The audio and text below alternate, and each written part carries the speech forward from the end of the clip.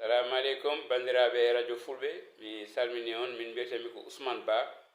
ko min joɗaniɗo fedde nde wona laamiyankore wiyetede ONG 3D sen ƴetti programme biyeteɗo ñetti élection mo USAID waddata e COSC woni collectif des organisations de la société civile pour les élections hande o ko min wonaniɓe ɗo en tant que OLT woni observateur long terme min puɗɗima golle ɗe noon ko ɓooyi seeɗa ko wawde rewindade ƴewde so tawi kala ko fate processus électoral o ene rewi lawol so tawi kadi min jii kulhuli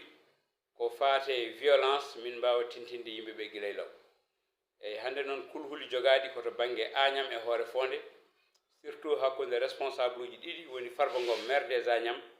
e Djiby Sy responsable Pastef toon to hoore fonde en keɗima Djiby Sy o waɗi menacé donc kala liggotoɗo e UCG o wi so tawi wotanani Pastef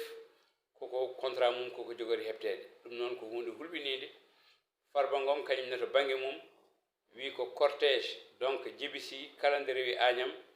maɓe jane mum donc ɗum foof eɗen gandi hande o ko hunde hulɓinide so tawi ɗum ummanaka guilay law ene wawi jibinde fitinaji donc minen pelleɗe gona laamiyankoji société civile min mbiyata ɗiɗo responsable uji ko yoɓe gartir haqqillaji mabɓe ɓe ganda élection wona haare élection ko wawde suɓade mo jiɗɗa